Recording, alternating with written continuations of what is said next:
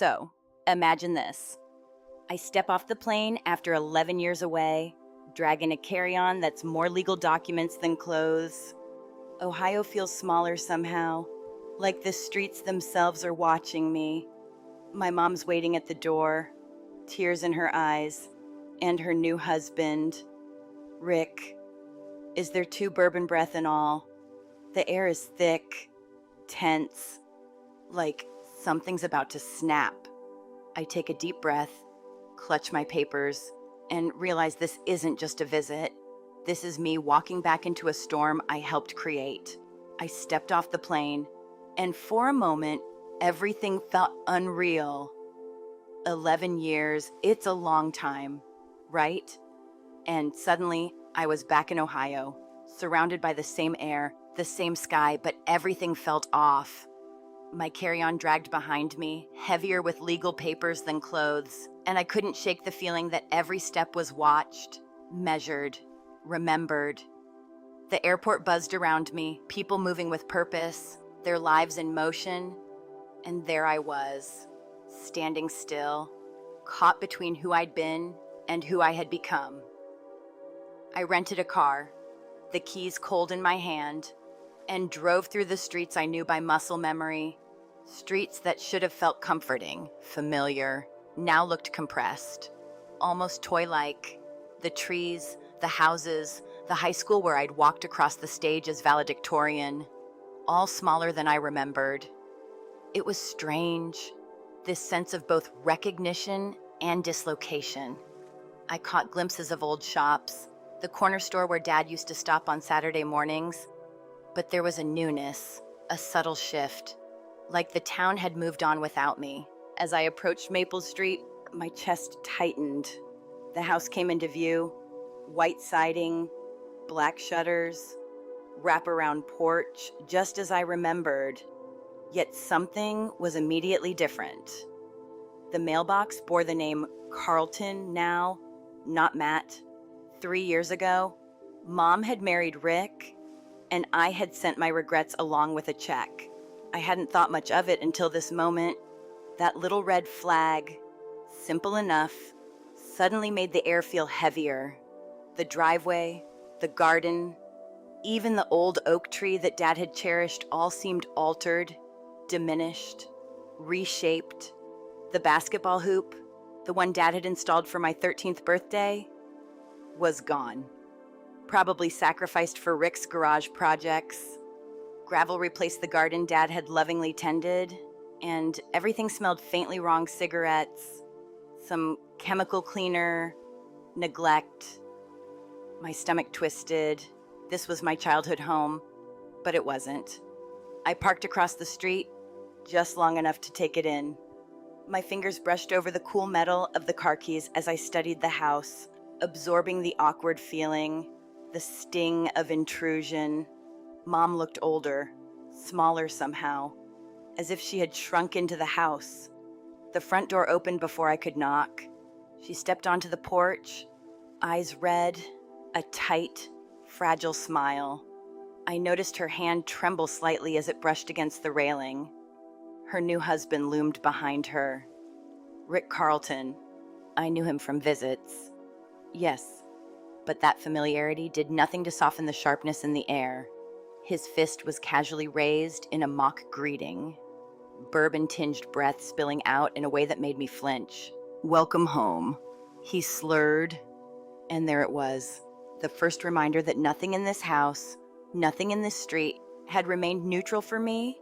It had been claimed, altered, reshaped in ways I didn't consent to, and he was the architect of most of it. The hug from Mom felt almost obligatory, perfunctory, a gesture more for appearances than warmth. "You're so thin," she whispered, and I offered a nod, letting her words float past. I stepped in, taking in the smell more fully: cigarettes, some old air, a sense of wear, neglect. Hardwood floors, once polished by Dad's hands, seemed scuffed, dulled, and the familiar family photos lining the hallways were replaced by Rick's mounted trophies, hunting paraphernalia, everything that belonged to him now, as if he had carved the house to suit himself, not us. Rick's voice cut through the awkward silence of the living room. Look who finally decided to grace us with her presence. The booming, smug, unrepentant voice hit me like a wave. He didn't get up from the recliner. Dad's old chair, now reupholstered in hideous camouflage. The prodigal daughter returns, he added, each word laced with mockery and something else. Something like menace, mid-50s, permanent sneer, beer gut, and that smug confidence of someone who believed the house and everyone in it belonged to him. He wore a t-shirt proclaiming world's best grandpa. Irony not lost on me. There were no grandchildren. His arrogance, his smugness, his unearned sense of entitlement filled the room like smoke. My nod in acknowledgement was barely a whisper of presence. That was enough to set him off in his mind. I could tell. Mom fluttered between us, nervously. A bird trapped in a cage she hadn't yet accepted was there. Claire's tired from the flight, she said softly, guiding me toward a narrow hallway. My room had been turned into a storage closet. Boxes labeled Rick's bowling trophies and hunting gear stacked against the walls. A pull-out couch, barely squeezed in, was supposed to pass as my sleeping arrangement. Where's my bedroom, I asked, more rhetorical than expecting an answer. Rick needed an office, Mom said. Trailing off, you're only staying a few nights, she added. Like that justified the betrayal of my space, my history. The bathroom, too, had changed. Rick's razors cluttered the sink. Prescription bottles lined the medicine cabinet: Percocet, Xanax, Vicodin, his shower curtain, Confederate flags. This was supposed to be my home. Dad's legacy. Instead, it felt like a stranger's apartment. The details kept piling on. Subtle, corrosive bourbon smells, scuffed floors, furniture that had belonged to my father now replaced, co-opted, defiled by someone who had no claim to it, save for the accident of marriage. My phone buzzed, legal documents uploaded, my assistant reminding me I had the evidence I needed, the original purchase agreements, co-signing documents, conditional transfer clauses, all there. My heart steadied. If Rick thought he had this house, thought he had the power, he hadn't reckoned with what I held in my hands, both the paper and the knowledge to wield it. And yet, walking through the hall, like seeing my mother hesitate, I could see her torn, caught between comfort, fear, and the loyalty she still felt toward her child. It was tense, suffocating. Each step forward in the hallway felt like stepping into a minefield I hadn't yet learned to navigate, but needed to. I paused by the living room doorway. Rick was helping himself to a beer, Mom heating what looked like cafeteria food. The living room smelled of neglect and bourbon, a strange amalgam of stale air and control. I announced I was going out to see Grandma. I said she'd asked me to come by. Rick snorted, as if my presence in the house was an inconvenience, an offense. Figures, he muttered. Always was the old lady's favorite, probably hoping for an inheritance. I ignored the jab, taking my keys, the familiar weight of them a comfort. The tension didn't let up. Coming home, late, past 11, the house was dark. Rick had passed out in the recliner, empty bottle on the side table. I moved carefully toward the stairs, avoiding creaky floorboards, each step a negotiation with the environment itself. But then, almost as if the house had senses, Rick stirred. Where the hell have you been? His voice, laced with bourbon and authority, cut through the quiet. I told him my timeline, controlled, calm, but the grip on my wrist was sudden, tight, testing, asserting, challenging. It was the first physical reminder that my return wasn't just unwelcome. It was a threat to his control.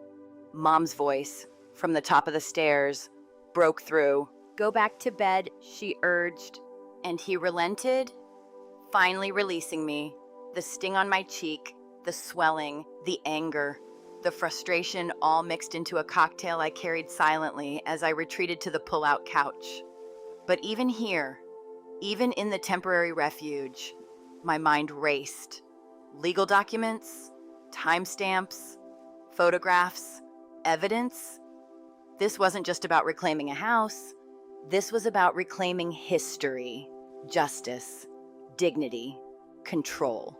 And walking back into Ohio, into Maple Street, I realized the small town streets I had once known so well now were battlegrounds. And I had just arrived armed, mentally, emotionally, legally, ready to face every change, every betrayal, every small act of theft or defilement that had taken place in my absence. Everything, the altered furniture, the smells, the gestures, the dismissals, the threats, the subtleties of a home turned hostile, spoke to me. It was all evidence, all clues, and I was ready to follow them, to piece them together, to understand how someone could feel entitled to another's history, and to challenge that. Ohio hadn't changed entirely. Maple Street hadn't forgotten me. The house, flawed, scarred, violated, still held my father's echoes, and I could feel the pull, the weight of it, tugging me into action, into strategy, into reckoning. And that was it.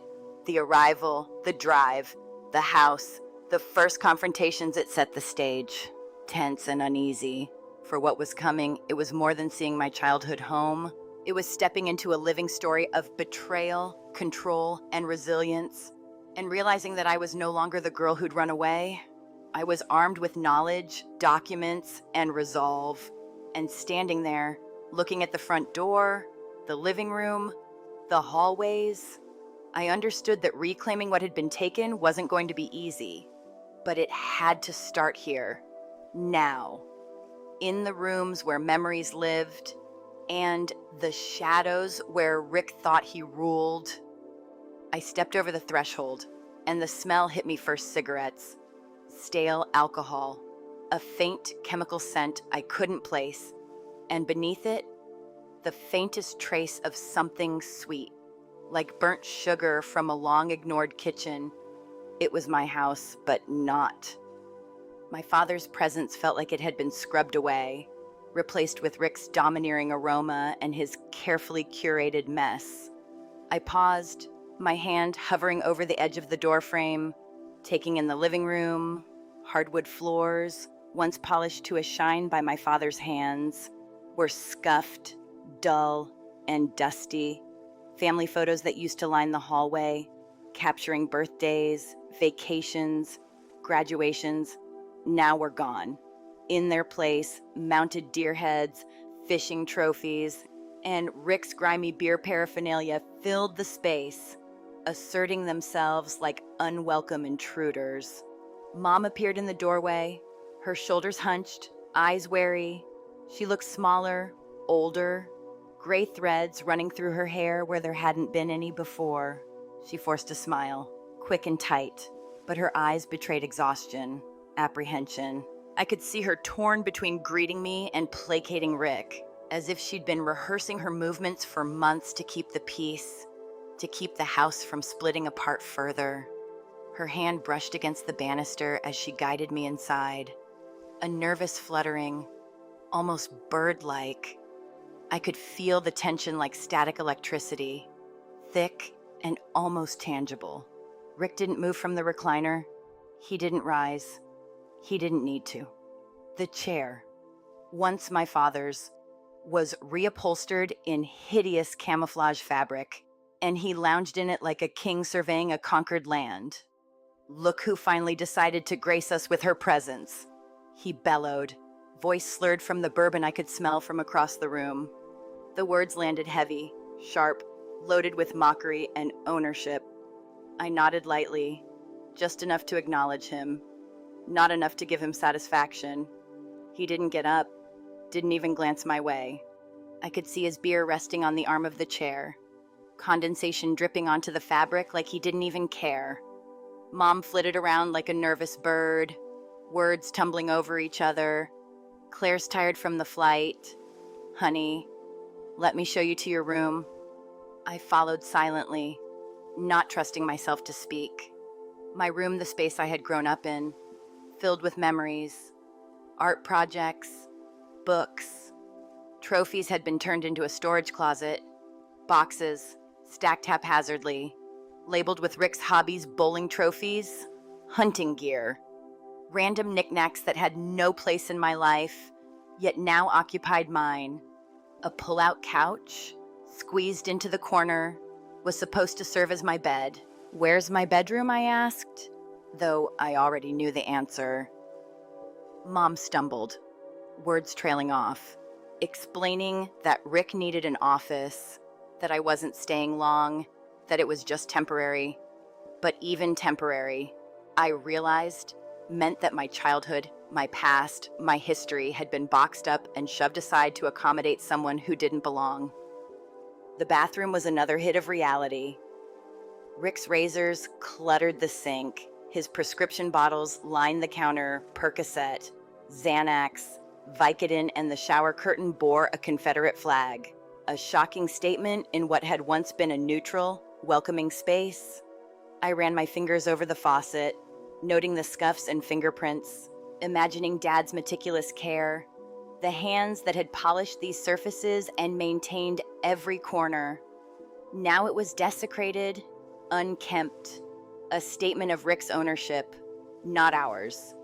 The smell was thick alcohol and old sweat, and I wanted to scrub it from my memory as much as from the surfaces. I grabbed my phone and checked my secure folder. The documents were there, all of them original deeds, co-signing agreements, conditional transfer clauses. The tangible weight of what I held steadied me, gave me leverage, but it couldn't mask the emotional punch of walking through the home that had been mine. I tried to focus on small, almost trivial details to anchor myself. The scuffed wood under my fingers, the crooked frames on the walls, the missing basketball hoop outside. Every absence was a story of disregard. Every change a reminder of his placement. Downstairs, Rick's voice rose again, mocking, threatening. Ungrateful little walks in here like she owns the place. He sneered, slurred syllables dragging like wet cloth. He didn't see me yet.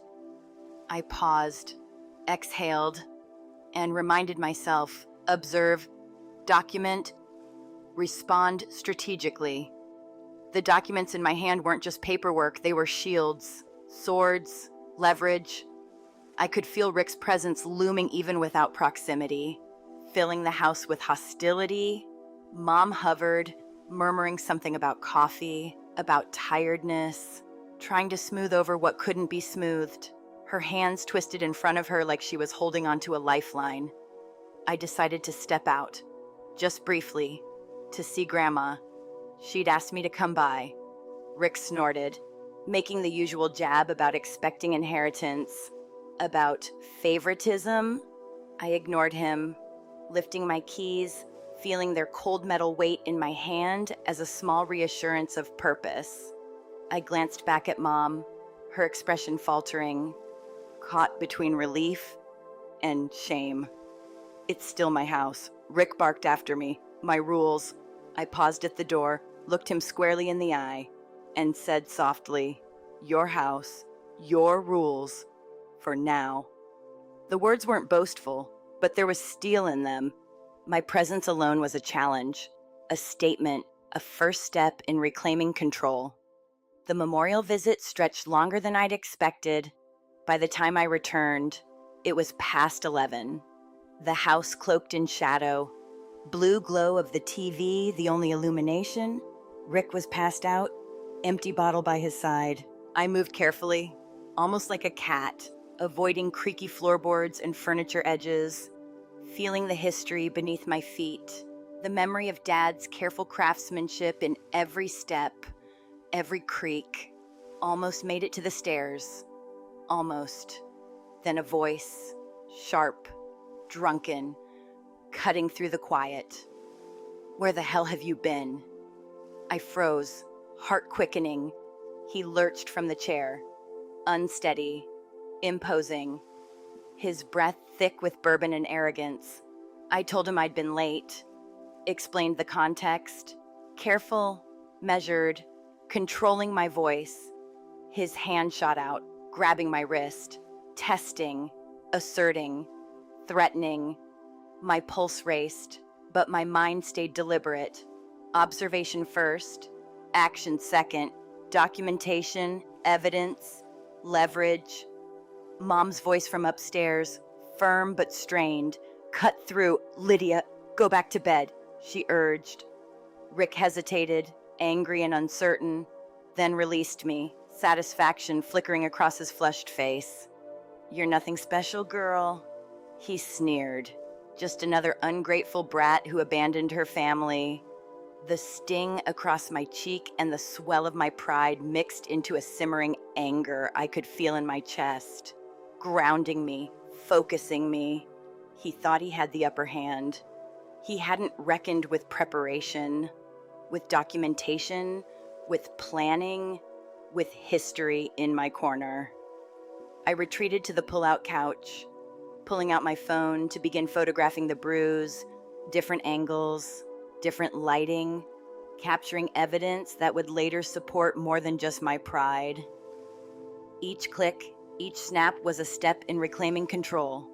Rick shuffled back to his chair, reaching for another beer.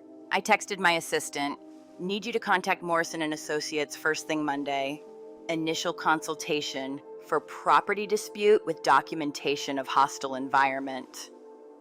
Then I texted Grandma. "You were right.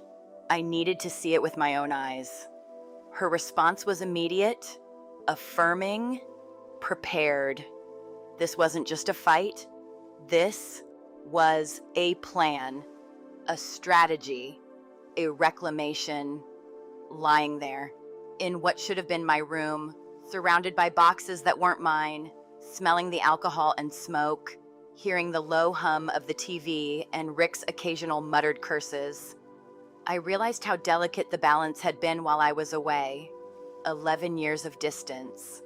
But in this small, quiet Ohio street, the past had remained alive, twisted but tangible. Every decision I would make had to respect the memories embedded in walls, floors, furniture, objects.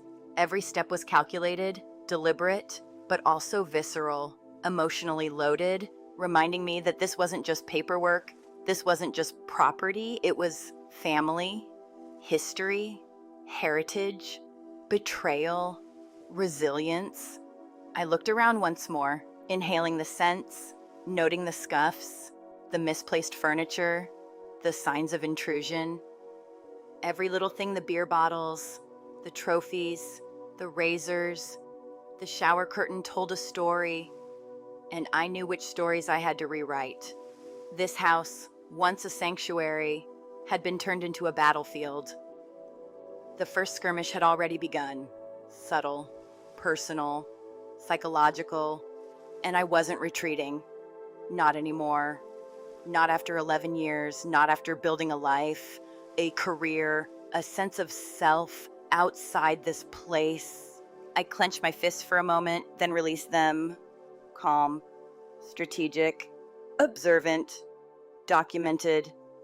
The game had begun, and I was ready.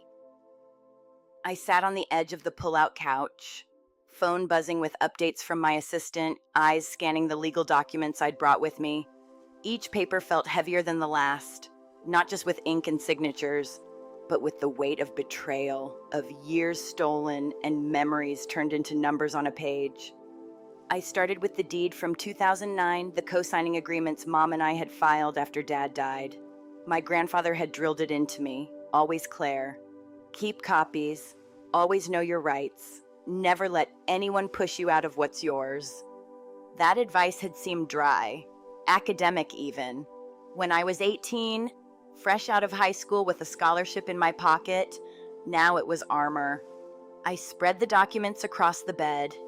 Careful, not to crease the corners. Each one a weapon in a battle I hadn't asked for but couldn't ignore. I traced the lines of the transfer clause, the conditional ownership, and yes, my name was still on everything, even after all these years. Even after Mom had married Rick, my legal footprint remained. I breathed in, let it settle. It wasn't enough just to know. I needed evidence, proof, something tangible that would make a court or a sheriff sit up and pay attention. I grabbed my phone again and started photographing the damage Rick had inflicted. The hardwood floors scratched and dull, the cabinets that had been refinished by Dad now skewed, handles missing. I took multiple angles, documenting every detail: beer rings on Dad's study desk, empty spaces where military medals once rested, boxes labeled Claire's room completely empty. Each image was a piece of the puzzle, a visual record to pair with the legal papers. My hands moved with methodical speed, but my mind was a whirlwind, replaying every conversation, every joke, every dismissive comment from Rick over the past years that now read like threats in hindsight. I took a deep breath and pulled out the folder with financial statements, bank records, notices from the county, missed mortgage payments, unpaid property taxes, home equity loans taken out without consent. Rick had overstepped, overreached, assumed control over funds that weren't his. I made quick notes in my head, connecting dots, seeing the pattern emerge. It wasn't random, it was systematic. A slow, methodical drain on the estate, on Mom, on the legacy Dad had built.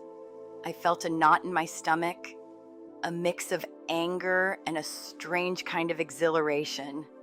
This was the kind of problem I knew how to solve. I remembered my grandfather again. His voice, paper thin but steady Claire. Always read the fine print. Never sign without knowing every word. Keep your evidence. Protect what matters. I whispered it aloud, almost a mantra. Protect what matters. This house, my memories, Dad's medals, the documents that kept his legacy intact. These weren't just items or pieces of paper. They were proof of life, of care, of history. And someone had tried to erase it all. But I wasn't going to let that happen. I moved to the closet, pulled out the boxes, rifled through Rick's paperwork, receipts, pawn shop slips, consignment records. Every single transaction where family property had been sold without authorization was cataloged, marked, time-stamped. A paper trail Rick hadn't thought to hide carefully.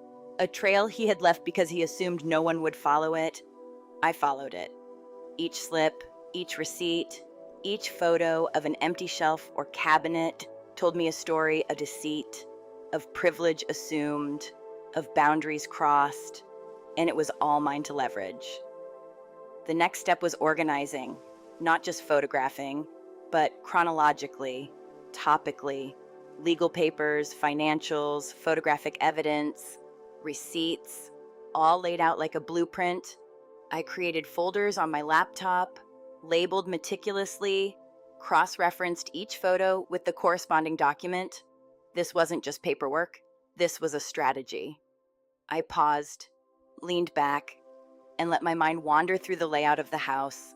Every room, every cabinet, every shelf I had walked past held a story, a fragment of the puzzle I was solving. The bedroom where my art portfolio had once sat, the study, now Rick's so-called office, the basement, with Dad's tools scattered, some sold, some hidden. I imagined each location as a node in a network of evidence. I reviewed the co-signing agreements again, reading slowly, deliberately.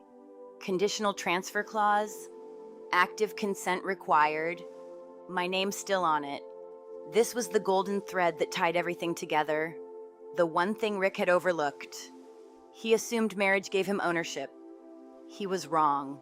The paperwork, the precise wording we had filed 11 years ago ensured I still had a stake. And stakes, I reminded myself, were power. This knowledge was my anchor, my leverage. I exhaled slowly, letting the tension ebb slightly. I was ready.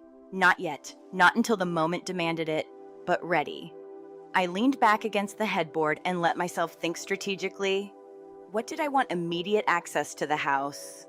Protective measures for the property, legal accountability for theft and forgery, criminal charges if necessary, restitution, and maybe, most importantly, a sense of closure, of reclaiming what was rightfully ours.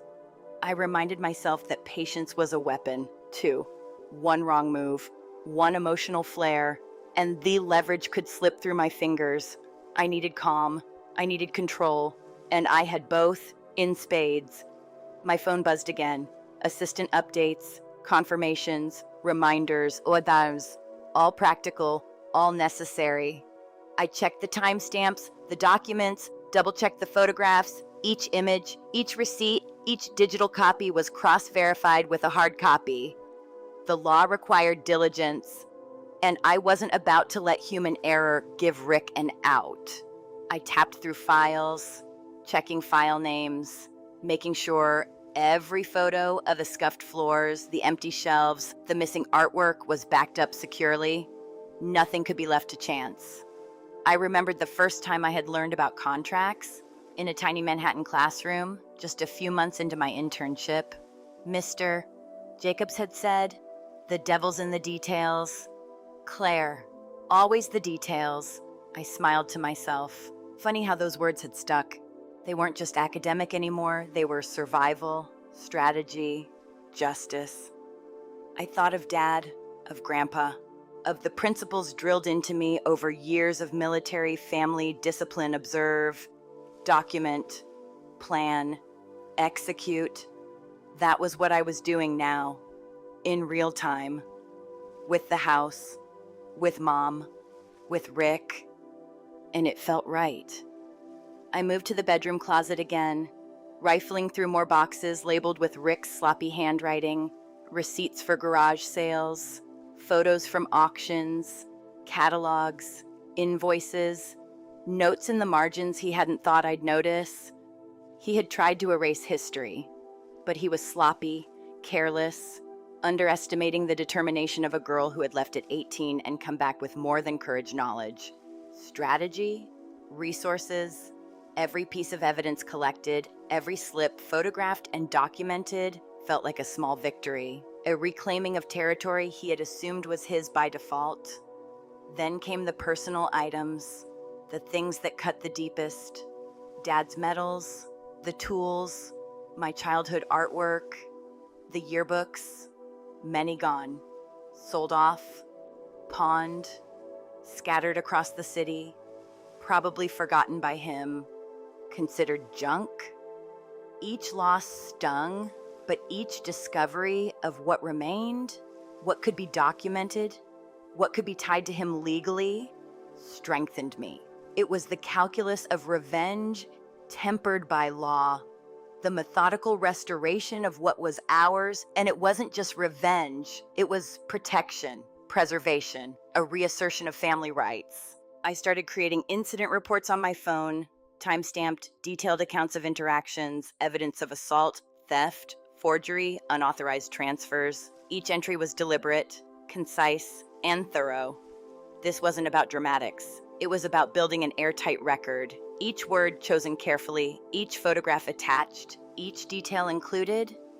I could feel the tension in the room, the hum of anticipation, even though Rick slept obliviously, a false sense of security my advantage.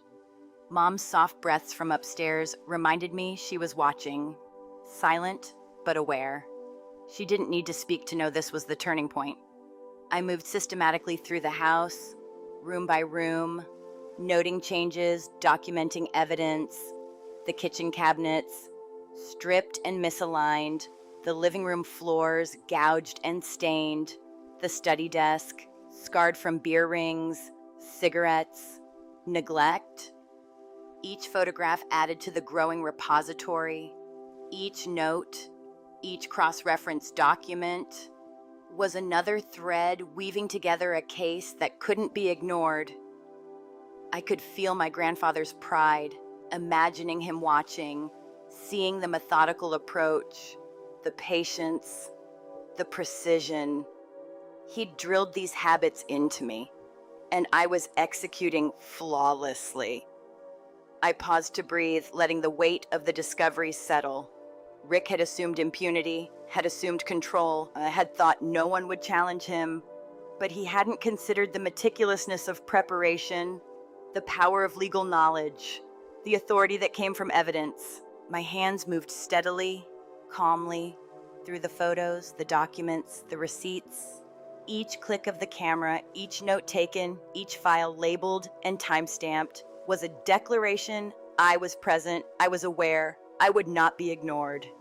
Late into the night, I reviewed everything again, from the initial deed to the conditional ownership clauses, from the forged signatures to the receipts of mailed heirlooms, from photographs of damaged floors to incident reports documenting assault and intimidation.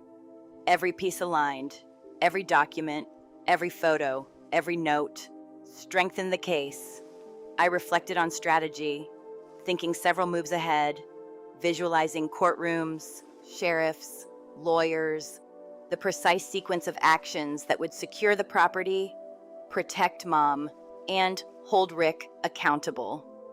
This wasn't emotion-driven recklessness. This was calculated, methodical, unstoppable.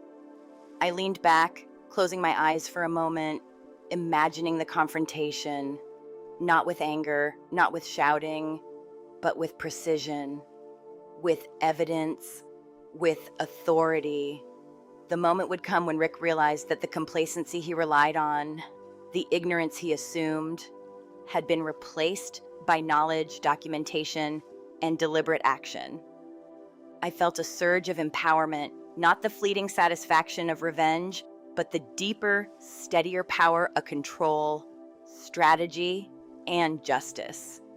And as the night deepened, I organized one final set of evidence financials showing loans taken, signatures forged, funds diverted, images of property damaged or sold, documented communication proving attempts to conceal, manipulate, or intimidate. Each folder on my laptop represented a facet of the truth, a facet of history reclaimed. I imagined presenting it to a lawyer, to a court, to a sheriff.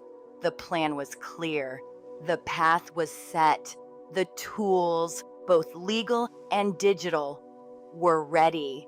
Rick had assumed dominance. He hadn't counted on preparation, patience, and precision. Finally, I sat back, surveying the room, the evidence, the photographs, the papers. This was no longer just my home. It was a war room, not for chaos, not for drama, but for the restoration of what had been stolen, for justice, for family, for history. I exhaled, letting the adrenaline fade into a calm, steady resolve. The first steps had been taken, the groundwork laid, and in that quiet, darkened bedroom turned strategy center, I realized I had the upper hand. The knowledge, the documentation, the strategy all aligned. Rick had underestimated me, underestimated the power of preparation, underestimated the quiet girl who had left Ohio 11 years ago. And he was about to learn exactly what happens when someone ignores history, ignores rights, ignores legacy, and ignores me. The morning of the memorial arrived faster than I expected, crisp and quiet, the kind of cold Ohio air that makes your lungs feel sharp and awake. I dressed carefully, black suit, concealer hiding the bruise Rick had given me the night before, and my father's West Point pin pinned over my heart. Mom was in the kitchen pretending everything was normal. Coffee she offered, but I shook my head. No, thank you. The tension between us was thick, unsaid words filling the air, glances that said more than conversation ever could. Her eyes flickered toward the bruise on my face, a silent plea in their depths. Rick appeared in the doorway, staggered slightly, still smelling of bourbon. "What's all the noise?" he demanded. Mom's face faltered, crumbling just a little under his gaze. She tried to answer softly, almost inaudibly, but I could see the hesitation, the weight of years of compromise written across her expression. This was her life now, and part of it involved navigating the turbulence Rick created. I stayed silent, letting her struggle through words she hadn't rehearsed enough to protect herself. The drive to the funeral home was quiet, a brittle silence that pressed down on us like the weight of a long, unspoken history. I watched Mom shrink into herself with every mile. The realization hit me this wasn't just about Rick's presence, it was about the small, daily erosion of her confidence, her voice, her agency. At the funeral home, other families arrived, moving with a comforting rhythm I had long been removed from. Normal families, functional families, people who didn't need to tiptoe around a husband's moods or drink quietly to avoid confrontation. Mom's hand rested on mine briefly as we walked inside. She leaned closer, whispered, "He's not usually like that. How often does he hit you?" I glanced at her, steady and calm. "He doesn't." She stopped mid-step, uncertainty flashing across her face. "He's under a lot of stress," she said finally. "Work's been slow. The bills, the house." She trailed off. "Actually, I thought, it's not complicated. It's deliberate. Clear, calculated." But I didn't say it. Just let her breathe. Let her see that I was observing, assessing, understanding, without judgment, without flair. My silence was deliberate, a measure of control in an environment I hadn't fully shaped yet. We entered the chapel, the familiar scent of polished wood, flowers and solemnity wrapped around me. Family members I hadn't seen in years nodded, murmured condolences. I smiled lightly, acknowledging them, but my focus was elsewhere on the spaces of this home, the conversations I'd need to have, the moves I had planned. My eyes caught Mom's subtle glances toward the pews, her posture tense, constrained. She was aware of the audience, aware of Rick, aware of the way history and present were colliding around her. I kept my voice gentle but firm. "Mom," I said quietly, "you're not alone. You had choices." She nodded faintly, a fragile acknowledgement, but the tension in her shoulders remained. Rick was impossible to ignore. Of course, he hovered at the edges, making snide remarks, muttering about entitlement, inheritance, my supposed abandonment. I didn't rise to bait. Instead, I observed, noted, stored each word as if it were another entry in the growing case file in my mind.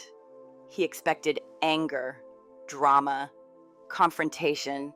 What he got was measured calm, a quiet assertion that I was present, aware, and that the past 11 years hadn't left me unarmed. He didn't know yet that patience, preparation, and documentation were weapons far sharper than shouting. After the service, I excused myself to meet with Morrison, the lawyer my grandmother had arranged. Jonathan Morrison, distinguished, calm, experienced, the kind of presence that made you feel both reassured and alert. We found a quiet corner at the reception, his eyes darkening slightly as I handed over my phone, showing him the photos from last night, the legal documents I had collected, the time-stamped evidence of assault, forgery, and financial mismanagement. He flipped through them, each image, each file, absorbing the details without comment, letting the weight of the evidence speak. "Claire," he said finally, "your grandmother said you might need my services." I nodded, voice even, steady. "How soon can we move on this?" I asked. "Monday morning," he said. "First thing. Technically, we could file an emergency protective order today, given the assault." But I shook my head. "No, I want this done right. by the book. Irrefutable. Understood, he said, and I could see the faint smile of approval. Your grandfather always said you were the smart one, the one who could see through the noise, the emotion, and focus on facts, on evidence. I let myself remember his words, the meticulous way he had approached life, law, family. I was carrying that legacy now, practically, tactically, mentally. Mom lingered nearby, hesitant, watching our interaction. She knew what was at stake. She knew I was building a strategy, and there was a flicker of fear in her eyes. I glanced up at her briefly. You're doing the right thing, I said softly, a reassurance more for her than anyone else. She didn't reply, just nodded, her shoulders stiff, caught between relief and guilt. She'd let things slide for years, let Rick shape the household in ways that suited him, at the cost of her own agency and the preservation of Dad's legacy. And now, in the quiet, orderly professionalism of Morrison's office, she had to face that I wasn't here to negotiate for her comfort. I was here to restore what was rightfully ours. Morrison leaned in, voice low, deliberate. You've documented everything? I said, assault, fraud, forgery, financial exploitation. It's all here, time-stamped, corroborated. He nodded, ground for immediate injunction. He confirmed, illegal transfer, forged signatures, financial exploitation. Rick could face criminal charges. I exhaled slowly, feeling the gravity, the reality of the tools in my hands. Mom's eyes flicked toward me, wide, unsure, bracing. I was calm, but the tension was palpable. This wasn't just a legal consultation. It was the first real turning point, the initial shift of power back into our hands. We discussed strategy, next steps, timing. Morrison outlined the injunction process, how to secure the property, freeze accounts, document assets, file criminal complaints if necessary. I asked questions, clarifying, confirming, always in measured tones, never revealing the full force of the emotional undercurrent that coursed through me. The documentation we had, the sequence of events, the photographs, the time-stamped logs, all built a narrative that couldn't be ignored.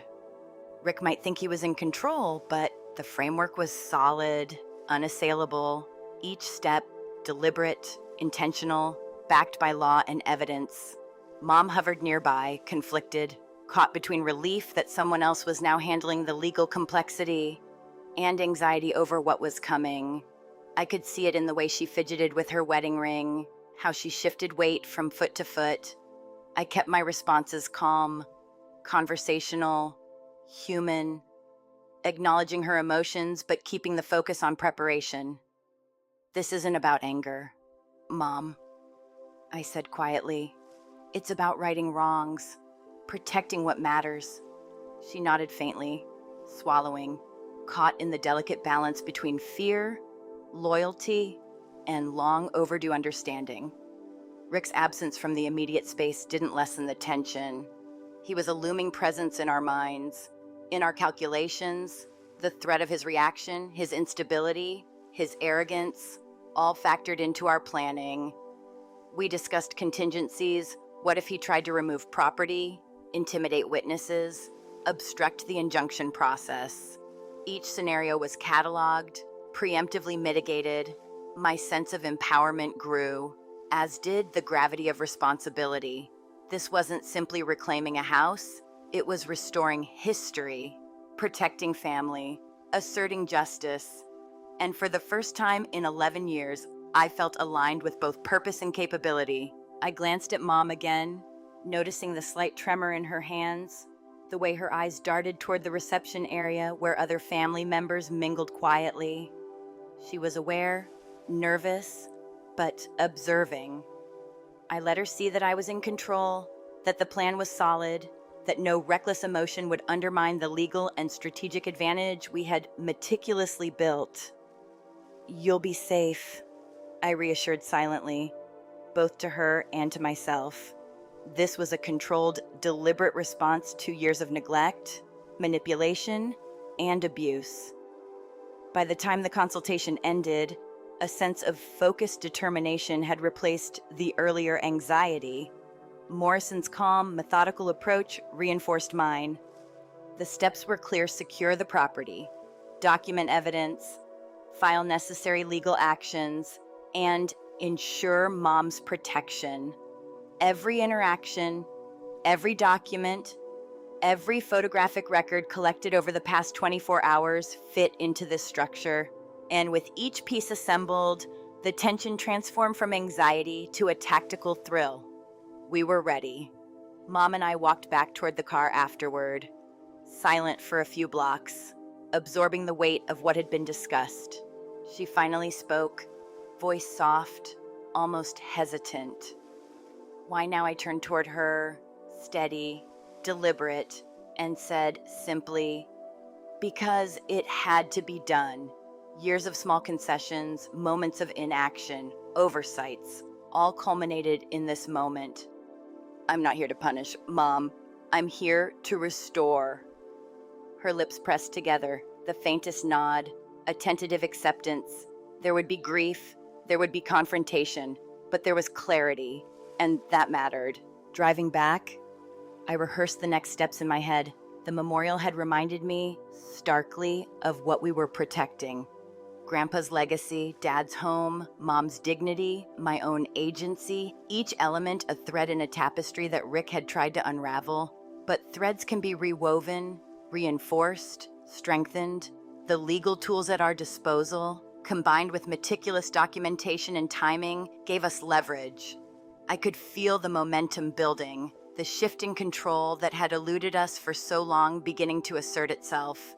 And as the town streets blurred past the car window, I realized this was no longer a passive return. This was the first stage of reclaiming what had been taken, piece by piece, step by step, with clarity, strategy, and deliberate calm. The next morning, I woke with a sense of purpose that replaced the lingering exhaustion from the previous days. The hotel room had become my war room. Laptop open, documents laid out meticulously, organized by type, date, and priority.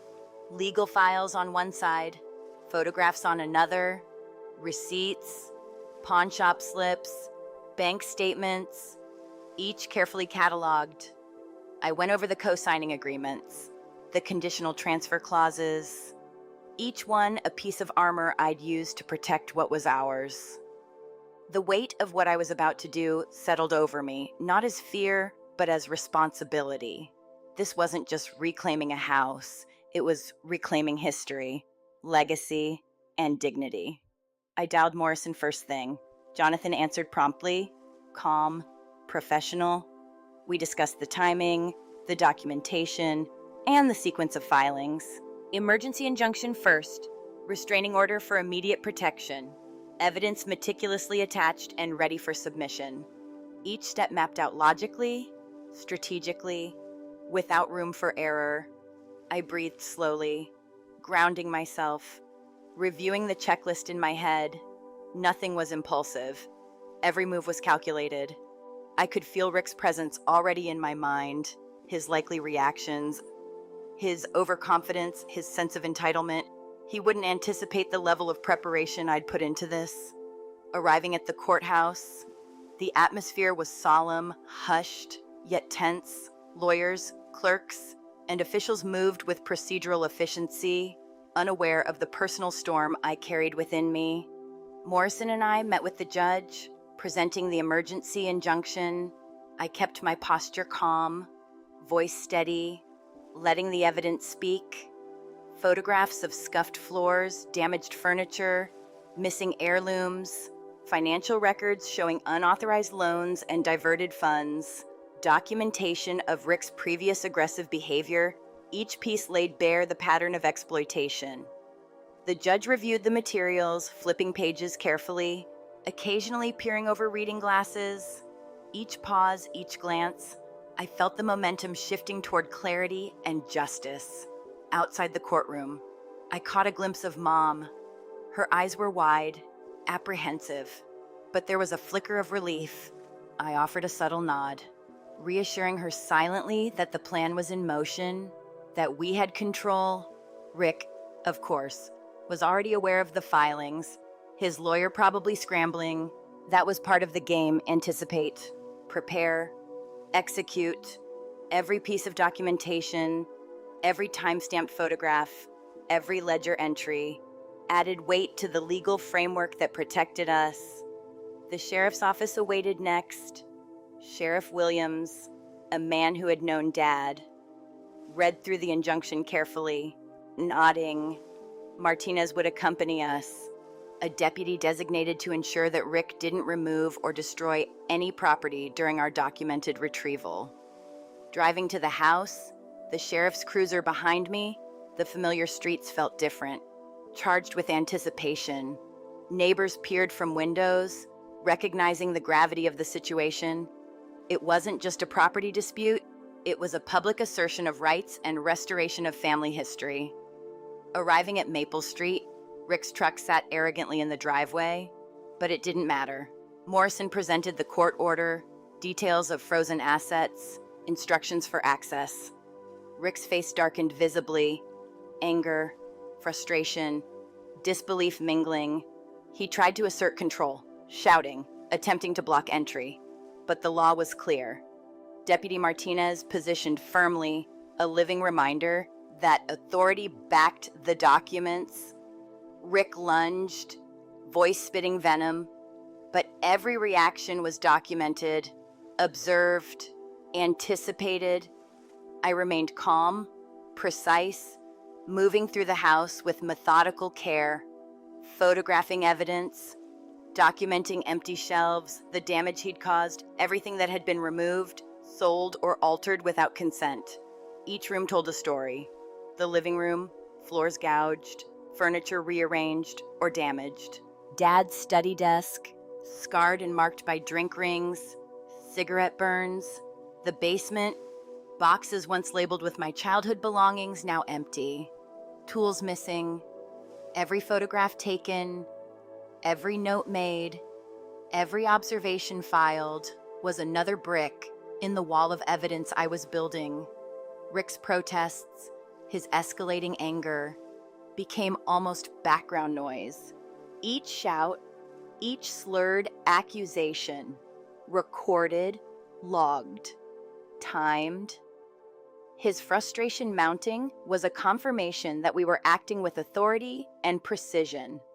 I paused in the kitchen, noting the missing metals, the photographs of items sold, receipts from pawn shops, each piece of evidence cross-referenced with legal documents and photographs.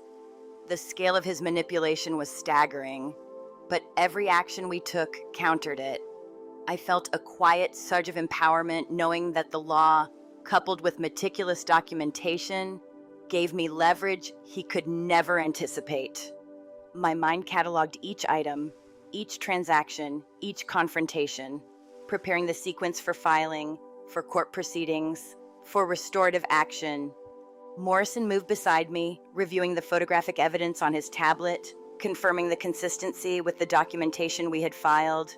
Each file, time-stamped and cross-referenced, presented a narrative of deliberate exploitation.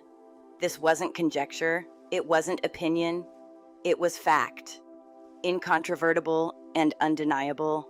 I felt a sense of calm certainty, knowing that preparation and strategy would see this through. Rick's rage, his arrogance, his attempts at intimidation were irrelevant against a framework of evidence and law. Rick shadowed us through the house, his anger barely contained. He threatened, spat accusations, tried to assert dominance, but every movement was recorded, observed, and cataloged. I noted each instance, documenting with precision every empty shelf, every missing object, every mark of damage added to the case. The sheriff's presence ensured that escalation remained controlled. Rick's frustration was almost palpable. Each step measured, each motion monitored, as we systematically secured the property, documented evidence, and established control over the space that had been ours for generations. I paused in the hallway, taking stock of the living room, noting the scuffed floors, the displaced furniture, the broken family photos, each photograph taken, each note made, every item cataloged, was another step in reclaiming the home.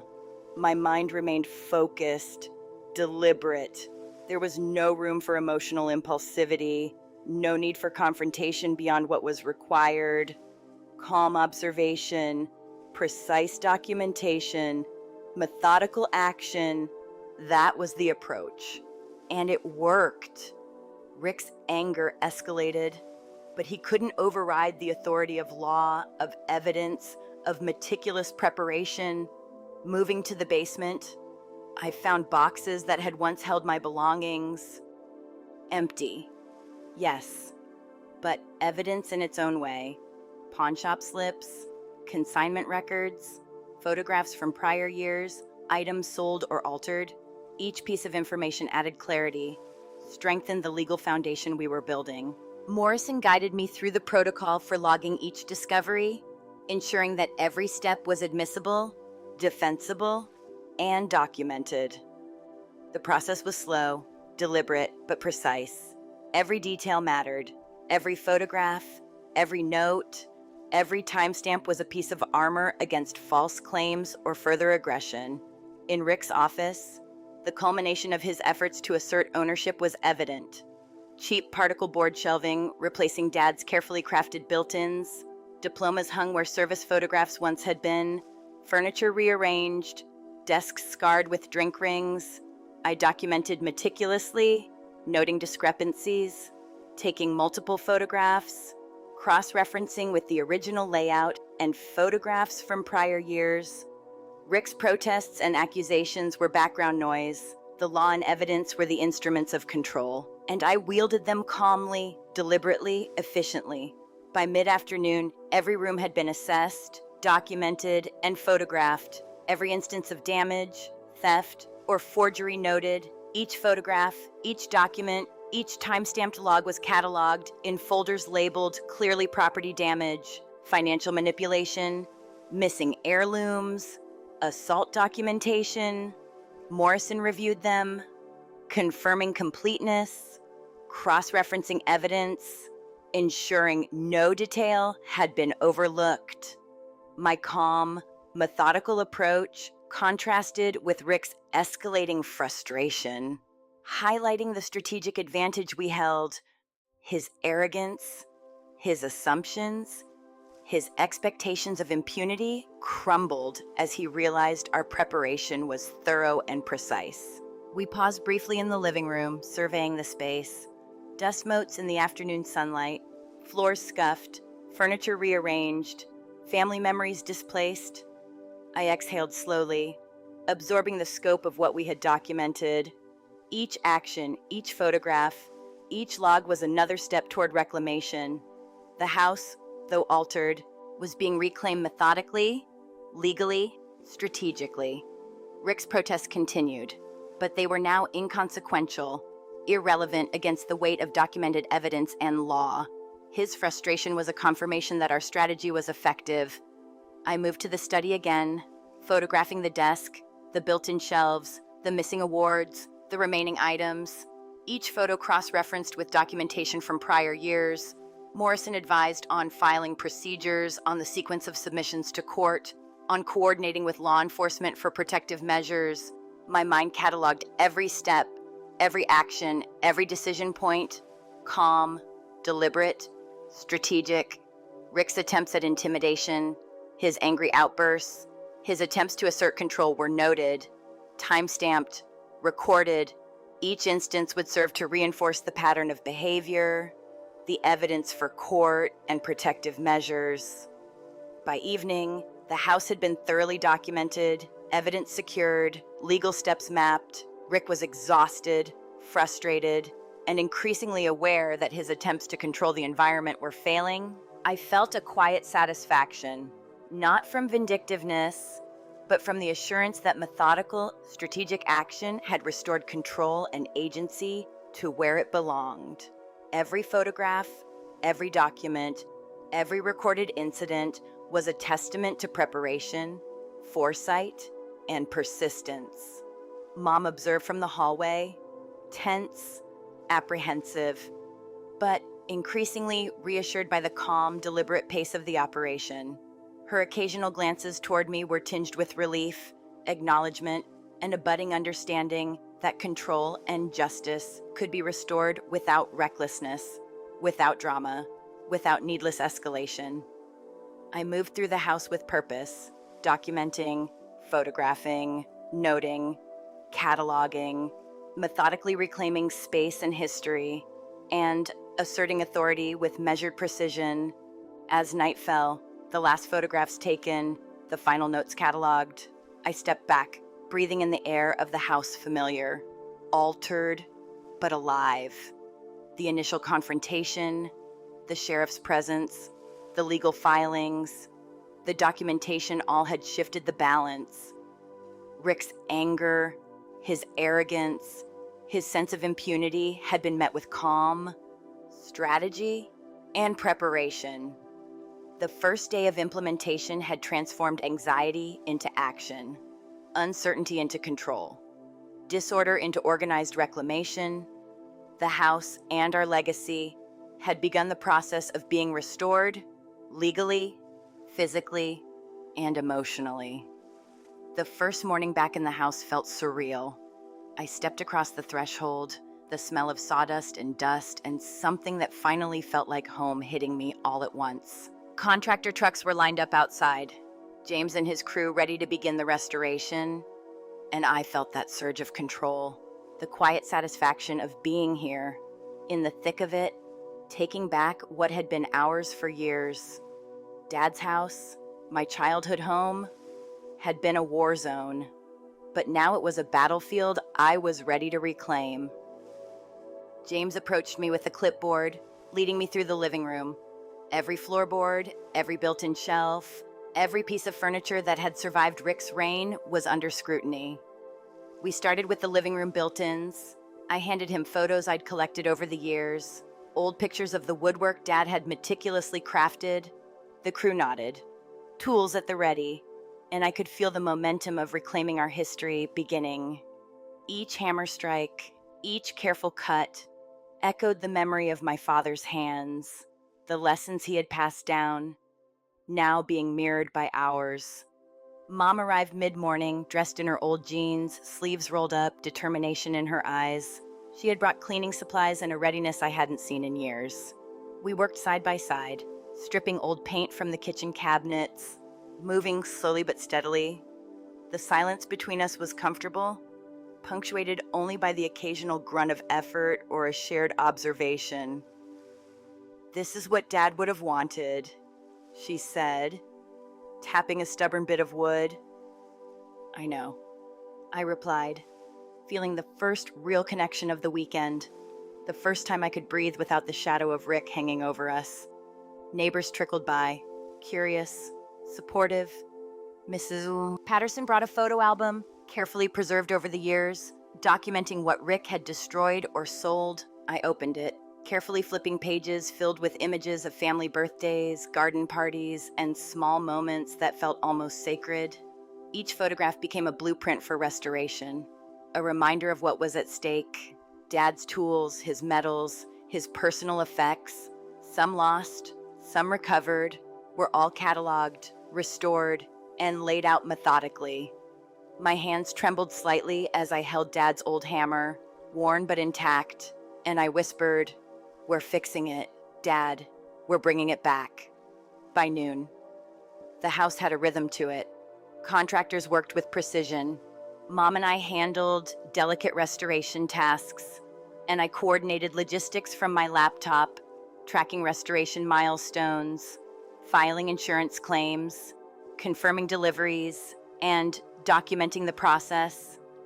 Each room transformed before our eyes, floors sanded and polished, cabinets stripped and restained, shelves recreated exactly as Dad had designed. Small victories emerged constantly, a cabinet door perfectly aligned, a floorboard gleaming, a shelf restored to its original glory. With each achievement, the weight of the past lifted slightly. Yet Rick and his allies were never far from our minds. Each step forward was shadowed by the knowledge that he was angry, frustrated, and likely scheming some form of retaliation. There were subtle reminders, a text from an unknown number, a tip from a neighbor who had seen Dale, Rick's brother, lurking nearby, but the law and preparation had shifted the balance. We were no longer on the defensive. Now we were restoring, reclaiming, and protecting our legacy. Each interaction, each call, each message became another piece in a carefully constructed safety net, ensuring the house and the family would remain secure. Mid-afternoon brought an unexpected but welcome arrival. Tom Rodriguez, one of Dad's old army buddies, showed up with a small wooden box. Inside, cushioned in velvet, were Dad's Purple Heart and a few other personal items. He had purchased them from a pawn shop, tracking down items Rick had sold. I held the Purple Heart in my hands, remembering Dad showing it to me, explaining each detail, the pride and sacrifice behind it. The weight of it was more than physical, it was emotional. A tangible connection to history and honor, restored to its rightful place. Tom smiled, quietly, acknowledging the gravity of the moment, and I thanked him, feeling the profound significance of reclaiming these fragments of the past. Mom lingered in the background, watching quietly as I organized the returned items, placing each medal, compass, knife, and jacket carefully on a clean surface, photographing them for documentation. She finally approached, hesitant but resolute. "I didn't know half of this had been taken," she whispered, eyes wide with a mixture of guilt and relief. I nodded gently, placing a reassuring hand on her shoulder. "Now you do," I said softly, letting her absorb it without judgment. This wasn't about blame.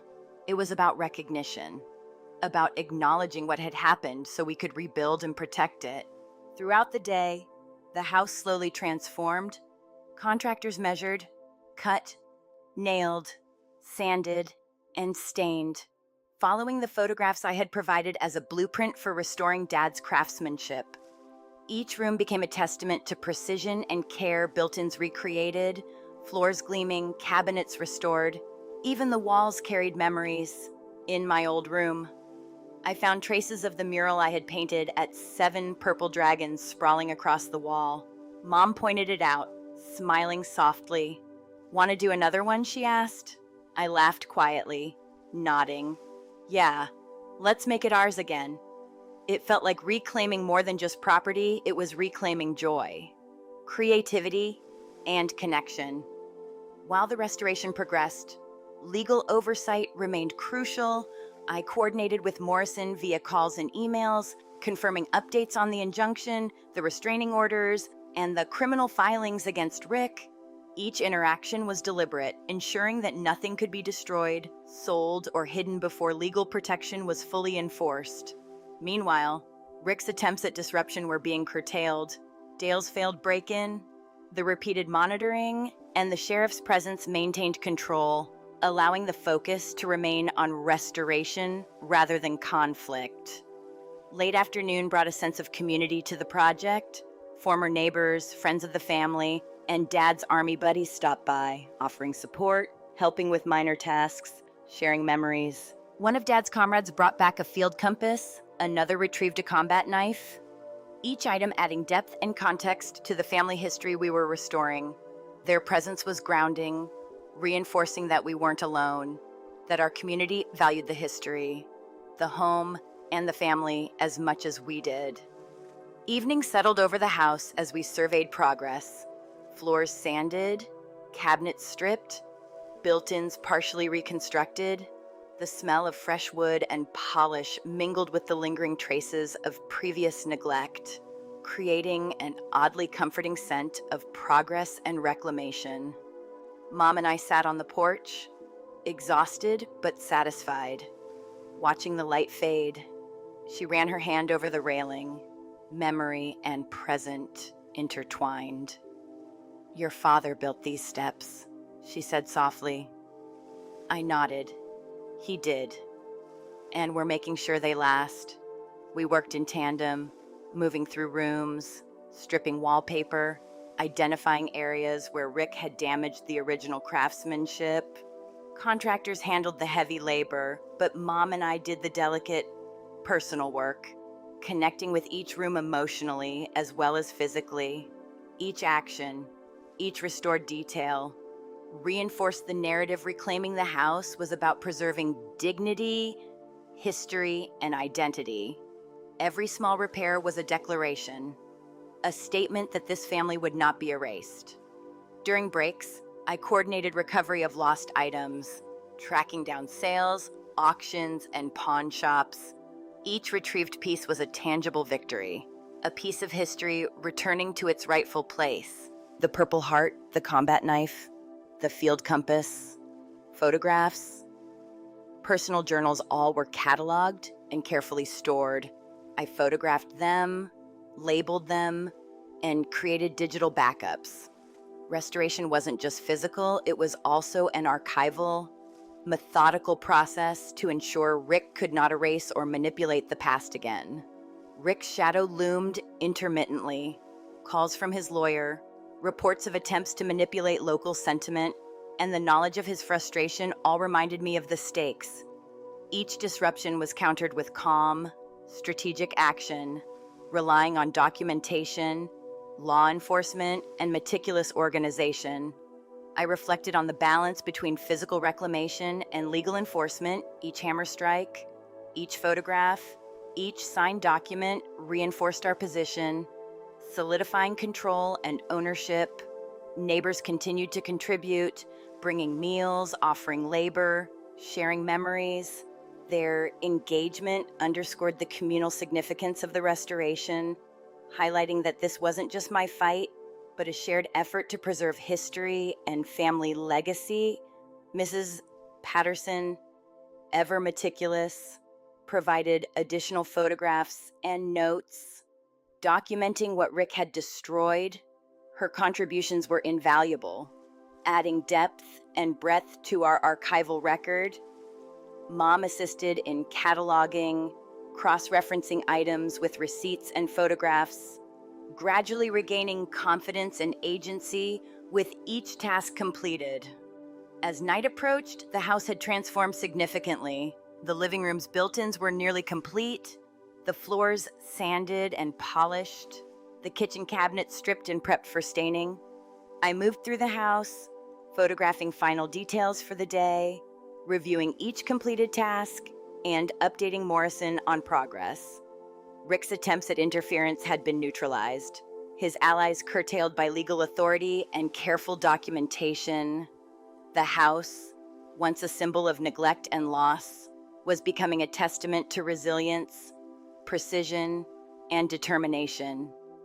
Mom and I shared quiet moments amid the restoration chaos. We paused in my old room, reflecting on childhood, on what had been lost, and what we were regaining. The mural, once covered, partially restored, symbolized creativity and memory, reclaiming physical space. "You've grown so strong," Mom said softly. I smiled, acknowledging both her words and the journey it had taken to reach this point. "I learned from you, but also from Dad," I replied, the simplicity of the statement masking the complexity of years spent preparing, strategizing, and executing our reclamation. Late evening brought a final round of verification. Tools, metals, and personal items were secured, photographs cataloged, receipts matched to recovered items. Morrison's guidance ensured every action was legally sound, every photograph time-stamped, every observation logged.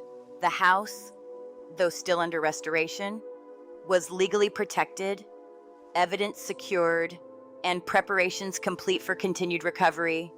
Rick, meanwhile, remained frustrated and contained, his avenues for interference increasingly limited. By nightfall, the house had regained a semblance of order and dignity. Floors gleamed, cabinets prepared for finishing, built-ins reconstructed, personal items reclaimed and documented, contractors packed up. Mom and I surveyed the day's progress, and a quiet satisfaction settled over both of us. The physical reclamation mirrored the emotional restoration. Control restored, legacy preserved, history respected. The house, once a battlefield, had become a home once again. The rhythm of work, documentation, community support, and strategic legal oversight ensured that each day's progress built toward both tangible and symbolic restoration.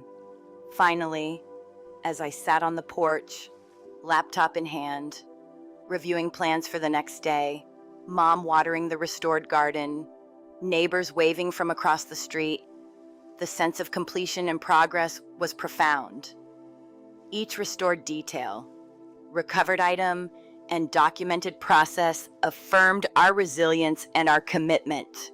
Rick's interference had been contained, our family's legacy secured, and the house was no longer just a structure of wood and nails. It was a living testament to what can be restored when preparation, strategy, and community converge. And in that quiet evening, with the house alive once more, I felt the deep satisfaction of reclaiming not just property, but family, history, and identity. Piece by piece, day by day, step by step. The morning the sheriff came with the arrest warrant, the tension in the air was thick enough to cut with a knife. I had slept fitfully, my mind cycling through every possible reaction Rick might throw at us.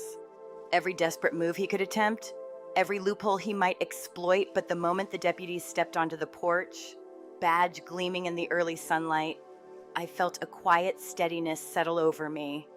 This was the culmination of weeks of planning, documentation, and meticulous legal preparation. Rick's arrogance had assumed impunity. Reality was about to remind him otherwise. He appeared at the door, bleary-eyed, bourbon-scented, disbelief written across his face. "Get off my property," he bellowed, slamming a fist against the frame. Deputy Martinez stepped forward, firm and unflinching. "Sir, you need to step back. Miss Matt has legal right to enter and document the property." Rick's lip curled, rage bubbling, but he was outmatched by the law and the preparedness backing it. Morrison handed him the injunction, detailing frozen assets, prohibited transfers, and criminal charges. His face went through a spectrum of emotions: anger, disbelief, frustration, panic, all playing out in real time. He spat words, threats, accusations, but every motion, every utterance was observed, time-stamped, and recorded. I stepped calmly through the living room, guiding the deputies, documenting each room with my camera, cataloging evidence, noting items that had been sold, missing, or damaged, floors scuffed, built-ins altered, cabinets stripped, every mark of Rick's manipulation preserved. My heart raced, but my movements were deliberate.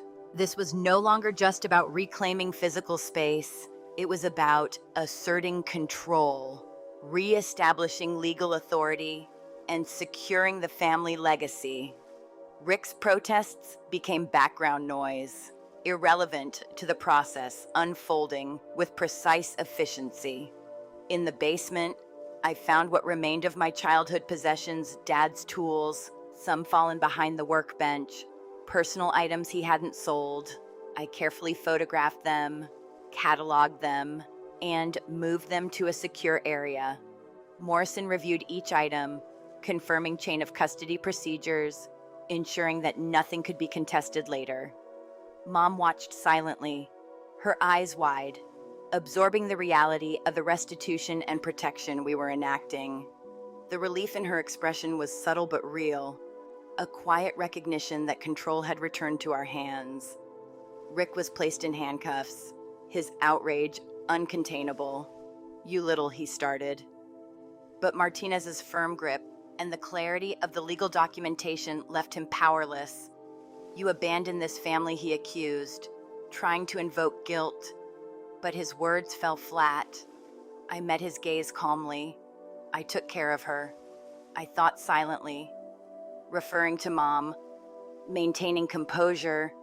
You drained her accounts, sold her belongings, isolated her from family, your threats, your interference.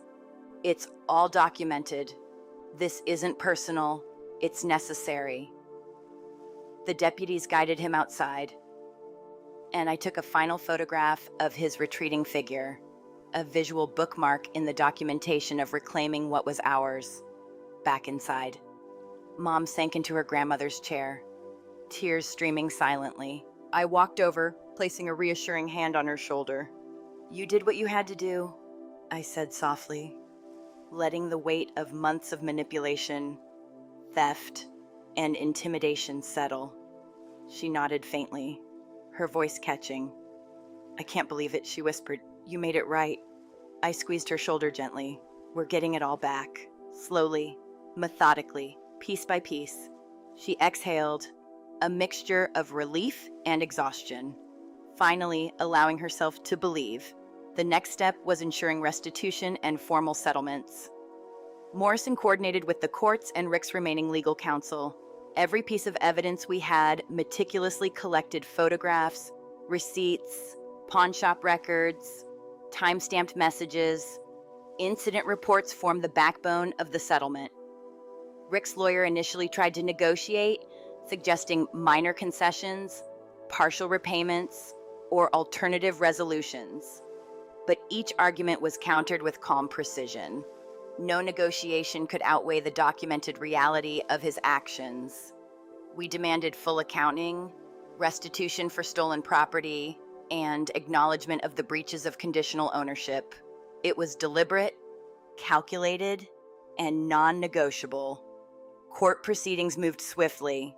Rick's previous attempts at intimidation, his threats, and his financial manipulations were laid bare before Judge Harrison. Each photograph of missing or damaged property, every receipt of pawned items, and every time-stamped record of financial discrepancies were presented clearly. The judge, thorough and meticulous, reviewed the documents, occasionally peering over glasses, absorbing the full scope of the evidence. Injunctions were reinforced, restraining orders confirmed, and directives for restitution issued. I watched quietly, noting each affirmation, each confirmation, understanding that the meticulous work done over weeks had led to this moment of legal clarity. Morrison's calm, measured guidance throughout the proceedings was a steady anchor. "Claire," he said, "your documentation is impeccable. The judge has no choice but to uphold the injunction and enforce restitution." I nodded, feeling a wave of quiet empowerment wash over me. It wasn't gloating. It was ustis. It was control restored. It was the affirmation that preparation, patience, and precision were far more effective than rage or panic. After court, I coordinated with the sheriff's office to secure all remaining property, ensuring nothing could be removed or tampered with. Deputies accompanied us as we documented every room again, cross-referencing photographs, noting repairs needed, and cataloging remaining items for restitution. Each box, each medal, each piece of furniture, each personal belonging was checked and logged, ensuring legal and physical protection. Rick's frustration was palpable, but irrelevant. The law, evidence, and preparation were aligned, and his attempts to reclaim control had no effect. Restitution was processed, funds allocated for recovered items, fraudulent loans, and compensation for damages. I coordinated directly with Morrison and the courts to ensure timely payment and documentation. Mom watched, occasionally asking quiet questions about each step, learning along the way how the legal mechanisms worked to protect her and our legacy. Each successful step reinforced the narrative we had reclaimed control, restored ownership, and ensured protection for the future. The house itself became a symbol of regained agency. Contractors completed repairs, restored floors and cabinets, rebuilt built-ins, and refinished surfaces. Every nail driven, every brushstroke of paint, every repaired floorboard reinforced the tangible assertion of control. Mom and I moved through the house together. Small human moments, scrubbing, adjusting, arranging, merging emotional restoration with physical reclamation. We laughed occasionally at minor mishaps, smiled at small victories, and quietly appreciated the work done to preserve Dad's legacy. Each completed task felt like a measured strike against the years of neglect, theft, and abuse Rick had imposed. Unexpected assistance arrived in small, meaningful gestures. Neighbors brought meals, shared tools, helped with minor repairs, and offered moral support. Dad's old Army buddies delivered personal items Rick had attempted to erase from our history. Each returned item medals, journals, tools, photographs was carefully documented, cross-referenced, and stored. Every piece was a testament to persistence, communal memory, and justice. Each contribution, no matter how small, became part of the story of restoration, a living reminder that history, family, and legacy were resilient. The final weeks of the legal process involved ongoing monitoring and verification. Rick's bail conditions were enforced, his assets frozen, and any attempt at interference met with immediate legal recourse. Every interaction, every letter, every phone call was logged and documented. Morrison guided each step, ensuring procedural accuracy and completeness. My role was to remain calm, proactive, and deliberate, ensuring no detail was overlooked. Each completed step, each secured document, each restored room reinforced our success and the legal closure we had painstakingly built. In the quiet moments, I reflected on the journey. 11 years of distance, absence, and preparation had culminated in tangible control and empowerment. The house, once a battlefield of manipulation and theft, was now a restored home, legally secured, and emotionally reclaimed. Mom, initially hesitant and conflicted, had regained agency and confidence through active participation and observation. Our family legacy, once threatened, was now fortified against further interference. Each restored room, each recovered item, each documented transaction reinforced that we had not just survived, we had triumphed. Even as the immediate conflict resolved, subtle anticipation lingered. Rick's potential legal appeals, future disputes, or attempts at reasserting control remained considerations, but they were now manageable within the framework of law, preparation, and documented evidence. The work was not over, but the balance of power had shifted decisively. Each step of restoration, each completed legal filing, each recovered item provided a buffer against future disruption, a tangible foundation for continued protection and legacy preservation. Mom and I shared quiet evenings reviewing progress, cataloging completed restoration, and planning next steps. Contractors completed the last touches, James confirming that built-ins, floors, and cabinetry matched original designs and specifications. Personal items were returned, carefully cataloged, and displayed with care. Photographs, journals, and tools were restored to their rightful places. The physical restoration mirrored the emotional reclamation spaces once disrupted by Rick's interference, now stood as enduring symbols of family history, pride, and resilience. Rick's eventual court settlements cemented the legal closure. Restitution payments were scheduled and documented. Criminal charges were filed for assault, financial fraud, and forgery. Bail conditions were enforced strictly, ensuring no interference with our restored home and recovered property. The combination of legal enforcement, documentation, and physical reclamation left Rick with no remaining avenues to exert control or disrupt family stability. Each official action, each court order, reinforced the balance of justice and closure we had worked tirelessly to achieve. Through it all, my reflections on justice and empowerment crystallized.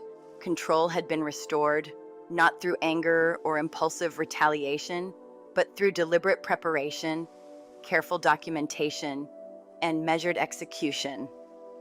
The family legacy, once threatened by manipulation and neglect, had been reclaimed in full. The process had reinforced the importance of knowledge, strategy, and resilience.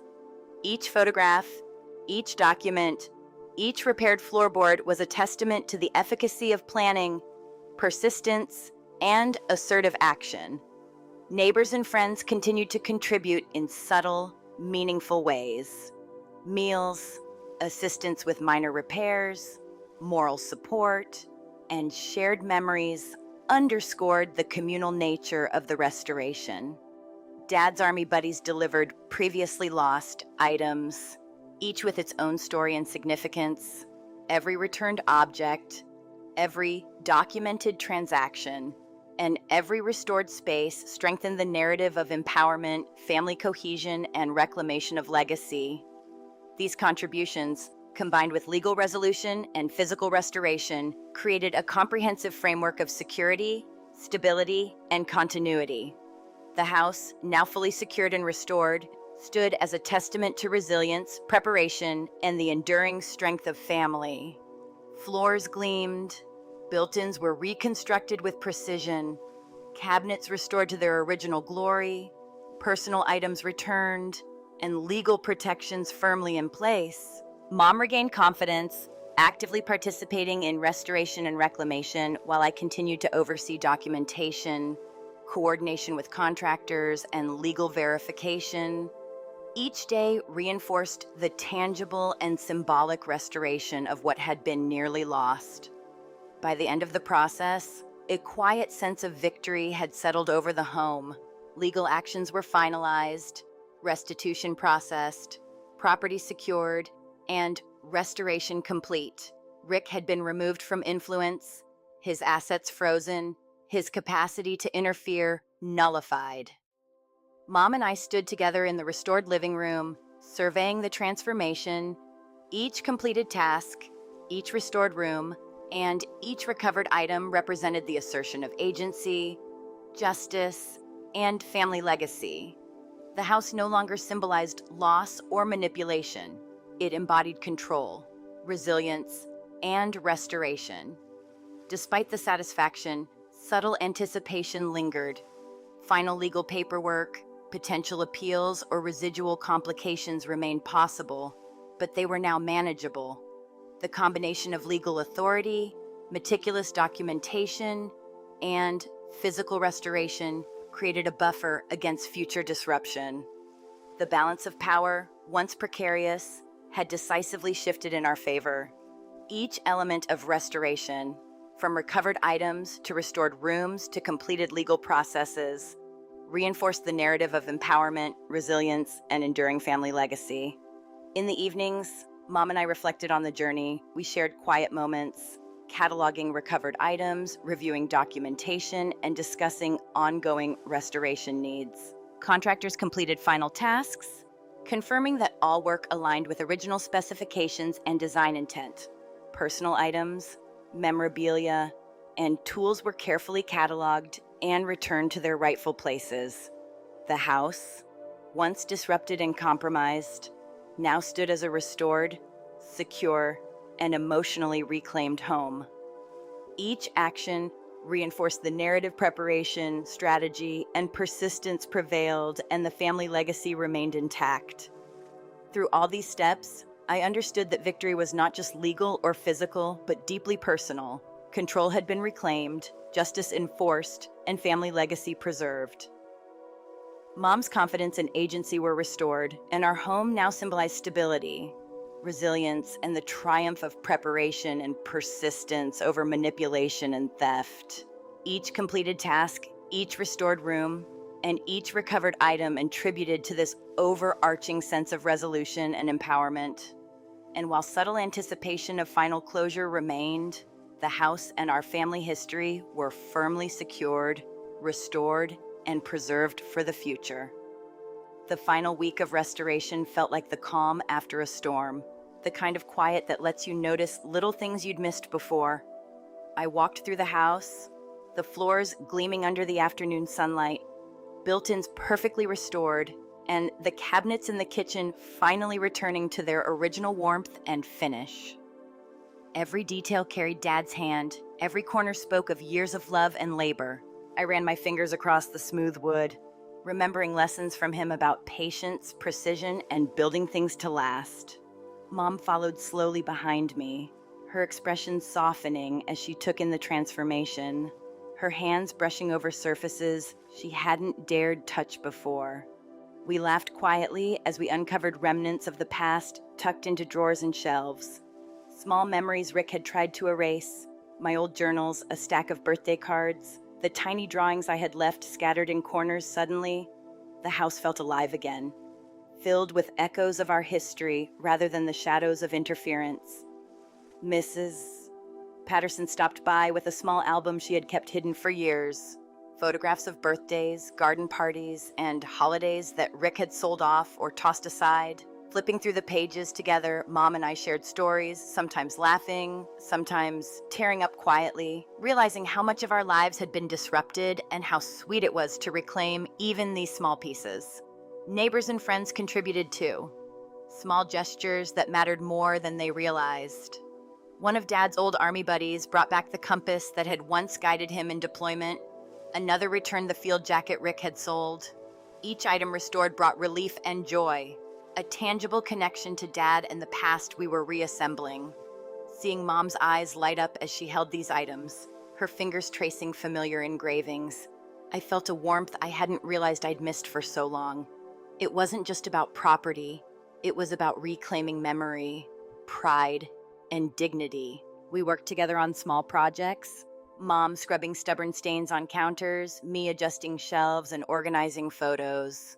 Contractors completed the final touches, reinstalling light fixtures, refinishing floors, repairing minor imperfections left from Rick's neglect. We moved slowly, deliberately, taking the time to savor each step rather than rushing. The house, for the first time in over a decade, felt like ours again. Every creak of the floors, every smell of polished wood, every gleam of restored metal in the kitchen reminded us that the legacy Dad had built was intact. Evenings became quiet moments of reflection. Mom and I sat on the porch, the cool breeze brushing our faces, the restored garden fragrant with fresh blooms. We sipped coffee and shared memories, some bittersweet, some joyous, allowing ourselves to feel the full spectrum of what had been lost and what we had regained. I watched her smile more naturally than I had in years, her posture lighter, her eyes brighter. It was subtle, but it mattered. For the first time, I realized how much of Rick's influence had weighed on her for years, and how restorative this shared labor and careful recovery had been for both of us. Friends came by occasionally, bringing small gifts, offering help with minor repairs, and simply sharing in the satisfaction of seeing the house fully restored. Each visit was a reminder that the community we had been isolated from by Rick's control still existed and cared. We celebrated small victories together, toasting with cups of tea or glasses of lemonade, laughing about the absurdities Rick had left behind. The house, once a battlefield of manipulation and theft, had become a space of warmth, human connection, and reclaimed history. The final restoration of rooms was especially satisfying. The living room built-ins gleamed, shelves perfectly aligned, corners clean and polished. The kitchen cabinets stripped, stained, and finished. Returned to the warmth Dad had intended. I carefully replaced photographs, trophies, and mementos in their proper places, each item a narrative restored. Mom moved alongside me, handling delicate objects, occasionally laughing softly when she found an old trinket she had forgotten. We shared stories, reminiscing, and celebrating the small joys of a life once disrupted but now restored.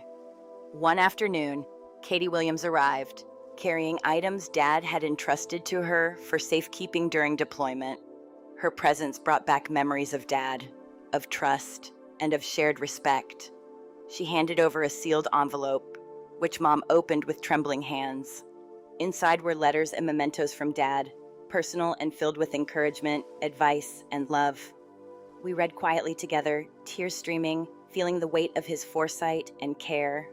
The room was silent except for soft sniffles and the occasional murmur of gratitude. Dad had prepared us for challenges, for distance, for loss, and now, even in his absence, he had guided us through restoration and closure. Even the small details brought satisfaction.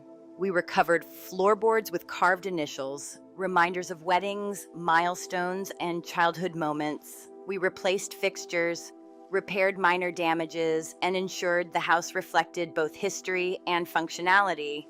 Contractors worked efficiently, but Mom and I oversaw the placement of personal effects, ensuring each item held sentimental integrity.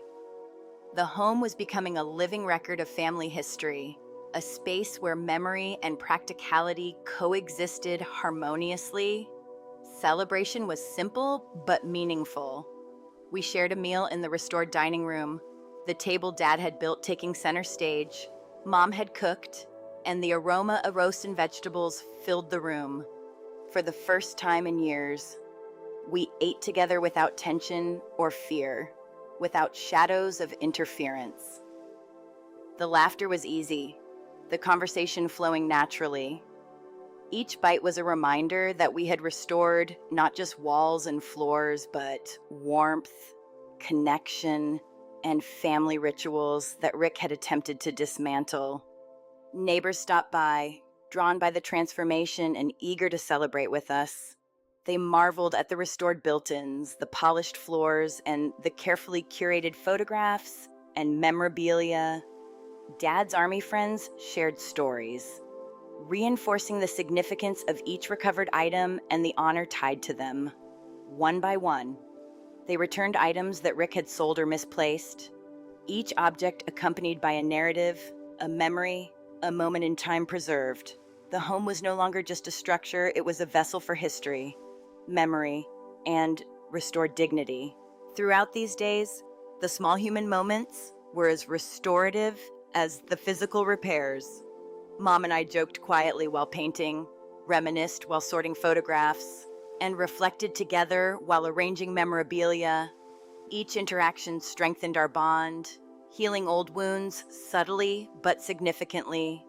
Even as we moved through rooms, noting minor repairs or adjustments, we laughed softly, shared memories, and occasionally paused to simply be in the restored space. The home had become a living, breathing testament to resilience, memory, and love. The legal closure provided a foundation for ongoing peace. Rick's settlements, restitution, and the formal securing of the property ensured that future interference was not only unlikely, but legally constrained.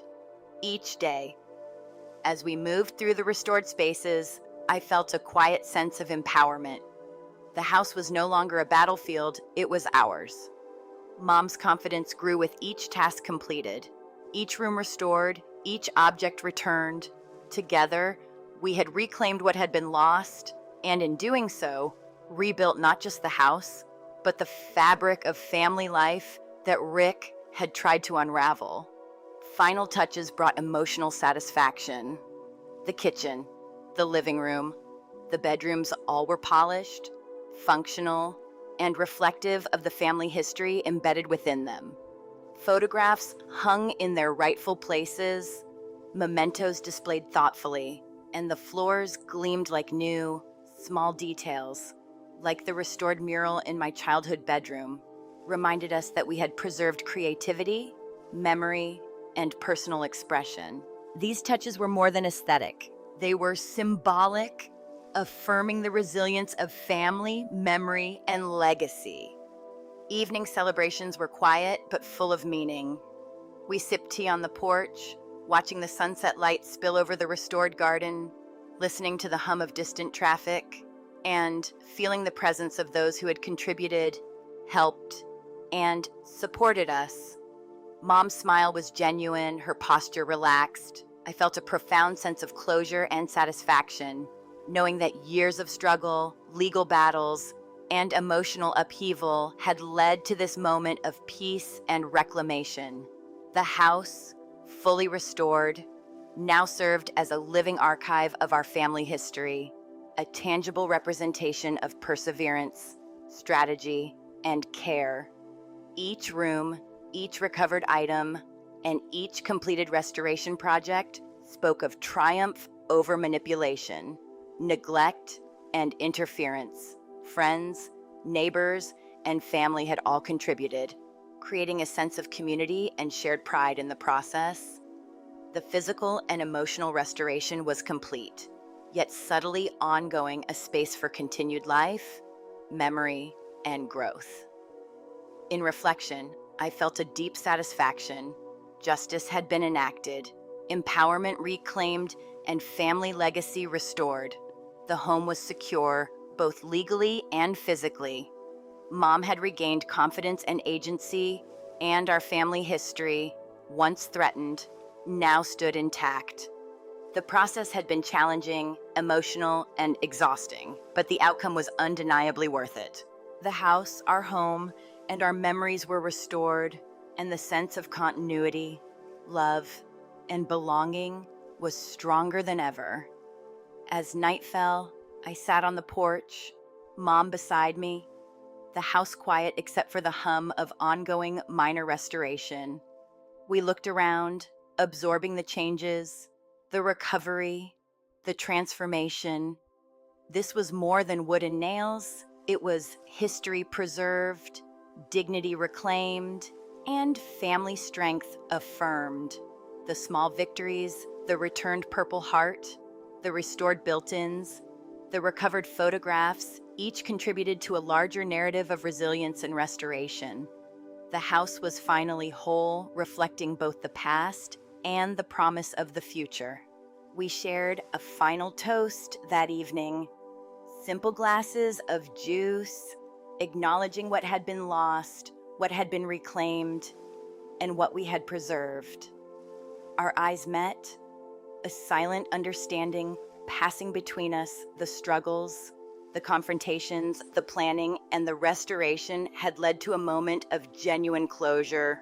The house and our family within it had survived and even thrived. The night felt peaceful, the air lighter, and a sense of hope permeated the rooms, the walls, and the hearts of everyone present. After so many years of tension, struggle, and uncertainty, we had finally returned to a place of warmth, unity, and restored legacy. Claire's journey reminds us that strength, resilience, and a little determination can reclaim what's been lost, even a home, even a legacy. Seeing her restore her family's history piece by piece is pretty inspiring, right? I'd love to hear from you. Where are you watching from? Drop a comment and let's connect. And if this story moved you, consider liking the video and subscribing so more people can hear powerful stories like Claire's. It really means a lot.